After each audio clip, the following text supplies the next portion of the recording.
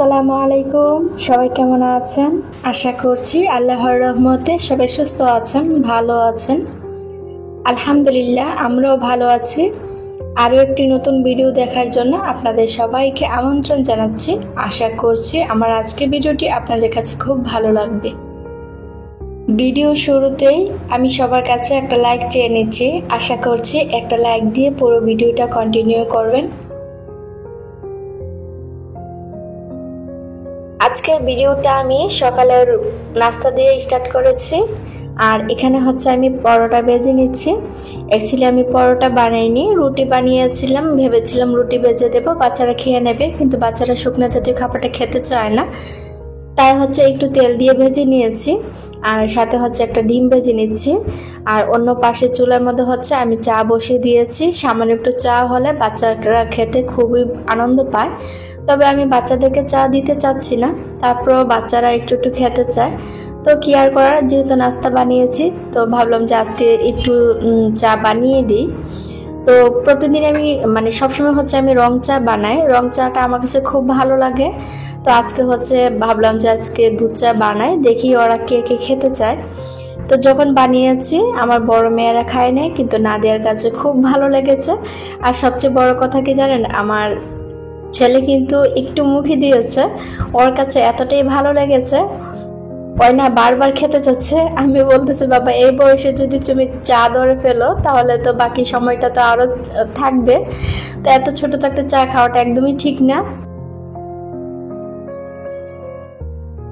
প্রথমে নাস্তা বানিয়ে বাচ্চাদেরকে খাইয়ে যার যার পড়ার মধ্যে তাকে পাঠিয়ে দিয়েছি। আর এখানে হচ্ছে আমার নিজের জন্য একটু নাস্তা নিয়ে নিচ্ছি। তো আমি হচ্ছে 2টা পরোটা নিয়ে নিয়েছি, আর হচ্ছে একটা ডিম নিয়ে নিয়েছি, আর সাথে হচ্ছে 1 কাপ চা নিয়েছি। তো ডিম ভাজাটা আমি একদমই খেতে পারি না, কিন্তু নাদিয়াও নাস্তা করেনি, নাদিয়া আমার সাথে নাস্তা করে নেবে। তো নাদিয়া ডিম ভাজা দিয়ে খেয়ে নিয়েছে, আর হচ্ছে আমি চা দিয়ে রুটিগুলো খেয়ে নিয়েছি। নাস্তা করা শেষ করেই হচ্ছে চলে আসলাম আমি আমার বেডরুমে। আজকে যে বেডশিটটাকে আমি বিছাবো, এই বেডশিটটাকে হাতের কাজ কিন্তু সম্পূর্ণটা আমি নিজের হাতে করেছি। আর এটাই ছিল আমার প্রথম হাতের কাজ। এটার পরে কিন্তু আমি আরো অনেকগুলো নকশা করেছি কাঁথা, তবে সেগুলা আপনাদের সাথে শেয়ার করতে পারতেছি না। সেগুলো হচ্ছে আমার বাড়িতে আছে। ইনশাল্লাহ নেক্সট টাইমে যখন আবার যাব, ইনশাল্লাহ আবার এখানে নিয়ে আসবো, তখন আপনাদের সাথে শেয়ার করব। আর এটা হচ্ছে আমি প্রথমে তুলেছিলাম। তো যেমনই কাজ করেছি না কেন, ফেলে তো দিতে পারবো না। তো যতটুকু সুন্দর হয়েছে, নিজের কাছে তো ভালো লেগেছে, সেটাই চলবে। এই তো আমি বেডশিটটাকে বিছিয়ে নিয়েছি, আর হচ্ছে সাথে এই বেডশিটের সাথে হচ্ছে আমি কাভার বানাইনি, তো যার কারণে হচ্ছে অন্য বেডশিটের কাভার এখানে লাগিয়ে নিয়েছি। যেহেতু হোয়াইট কালার সাথে একটু ম্যাচিং খেয়েছে, তাই হচ্ছে অন্য বেডশিটের সাথে কাভার লাগিয়ে দিয়েছি। তো অলরেডি আমি বিছানাটা গুছিয়ে তারপর হচ্ছে সাথে বক্সটাকে একটু গুছিয়ে নিচ্ছি, বক্সের উপরটা। তো এটার উপরে হচ্ছে আমি একটা হোয়াইট কালার কাপড় বিছিয়ে দিয়েছি।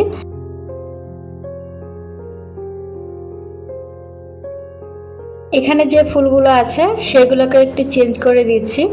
আমি চাচ্ছি চাদরটার সাথে যেন এই ফুলগুলো আরও ম্যাচ খায়, যার কারণে হচ্ছে এই ফুলগুলো উঠিয়ে অন্য ফুলগুলো রেখে দিয়েছি, টিউলি ফুলগুলো।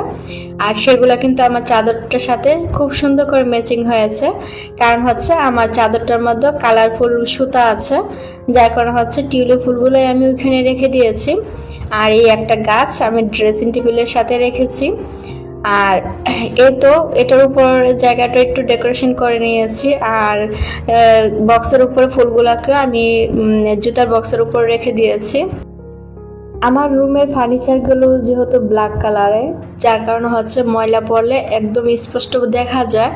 তো এই জিনিসটা না এতটাই খারাপ লাগে, যার কারণে প্রতিদিন আমাকে মোছামুছি করতেই হয়।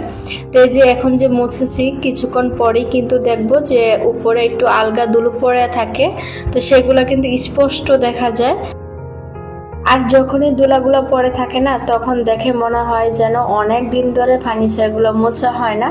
অ্যাকচুয়ালি আমি কিন্তু কিছুক্ষণ আগেই মুছে নিয়েছি, তারপর ওই যে ফ্যানের বাতাসে অনেক ধুলাবালি পড়ে থাকে ঘরে, যার কারণে প্রত্যেকটা জায়গার মধ্যে প্রচুর পরিমাণ ধুল। তো এই তো আমি বেডশিটটাকে বিছিয়ে নিয়েছি। এই তো ফাইনালি আমি আমার রুমটাকে গুছিয়ে নিয়েছি, আর রুমটা গুছানো কেমন হয়ে আছে অবশ্যই কমেন্ট করে জানাবেন। আমি চাচ্ছিলাম একটু হোয়াইটের মধ্যে রেখে কালারফুল করতে, তো এই তো জানি না কেমন লাগছে আপনাদের কাছে। বাস্তবে কিন্তু খুব ভালো লাগছে আমার রুমটা, আমার নিজের কাছে এতটাই ভালো লাগতেছে। তো এই তো ঘরটা গুছিয়ে রাখলে আমার কাছে কেন যে এতটা শান্তি লাগে। তো আমার আসলে কিন্তু জানালার আশেপাশে এরকম বাইরের বাতাস নেই, আর বাইরের বাতাস যখন রুমে ঢুকে না এতটাই ভালো লাগে। আমি যদি এরকম একটা বাড়ি পেতাম তাহলে হয়তো সারাদিন এই বাড়িতে বসে থাকতাম। জানালার পাশে যদি বাইরের বাতাস আসে মানে আমার কাছে খুব ভালো লাগে।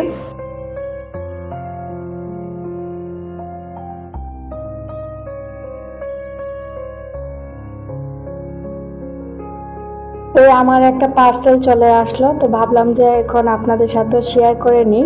তো তাই হচ্ছে আমি পার্সেলটাকে ওপেন করে নিচ্ছি। এই তো আমি হচ্ছে এক জোড়া জুতার অর্ডার করেছিলাম, তো সেই জুতাগুলি চলে এসেছে।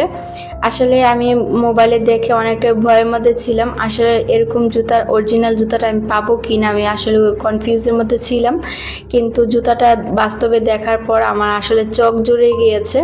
মাশাআল্লাহ মাশাআল্লাহ খুব সুন্দর হয়েছে কিন্তু জুতাগুলো। আর বাস্তবে কিন্তু অনেক আরামদায়ক জুতা, মানে ভিতরে গরমের দিন পরতে অনেকটাই অসুবিধা, কিন্তু যখন শীত আসতেছে তখন কিন্তু পরাটা খুবই সুন্দর হবে। আর এই জুতাগুলো কিন্তু বোরকার সাথে পরতে না খুব ভালো লাগে, আমার কাছে এতটাই ভালো লাগে বোরকার সাথে পরতে। তো যার কারণে হচ্ছে আমি এই জুতোগুলো অর্ডার করেছি। আর আরেকটা হচ্ছে বোরকা অর্ডার করেছি, বোরকাটা এখনো আসেনি, যখন আসবে ইনশাল্লাহ আপনাদের সাথে শেয়ার করব। তো এখন হচ্ছে প্রচুর পরিমাণ গরম পড়ে গিয়েছে দুপুরবেলা, তো তাই হচ্ছে আমি এখানে একটু শরবত গুলে নিচ্ছি।